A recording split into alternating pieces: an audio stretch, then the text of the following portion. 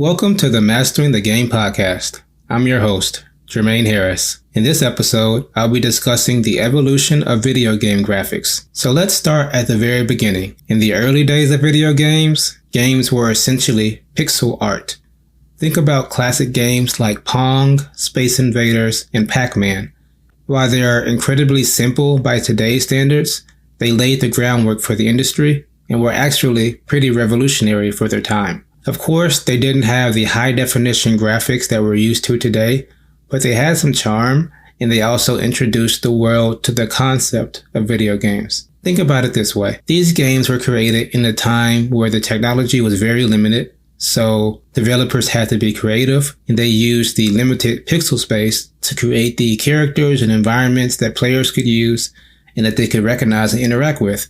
That was a real time of innovation and creativity, and it set the stage for the future of video game graphics. If you fast forward to the 1990s, you'll see the introduction of 3D graphics with games like Wolfenstein 3D and Doom.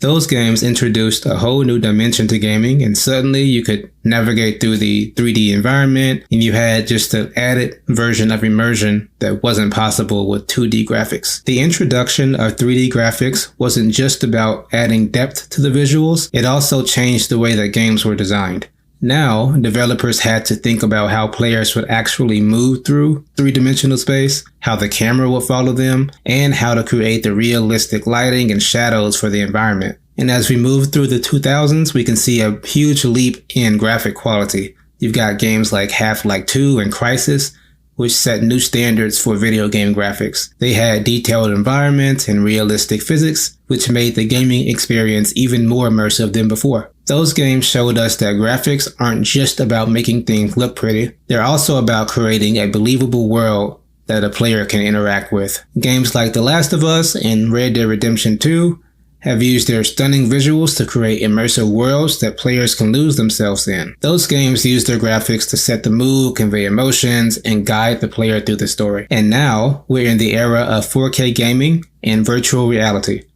where the line between game graphics and reality is becoming increasingly blurred. It's an exciting time to be a gamer. Personally speaking, I'm looking forward to picking up a VR console someday. It'll probably be some sort of PlayStation VR device, so I can actually experience VR for myself.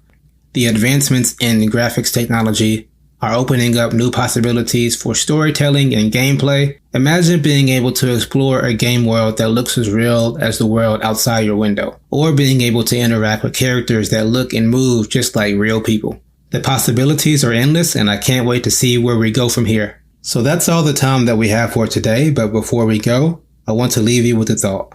Next time you play a game, take a moment to appreciate the graphics. Think about how far we've come and imagine how far we could go in the future. Let me know in the comments what game you think has the best graphics and whether or not you think graphics are really that important to video games.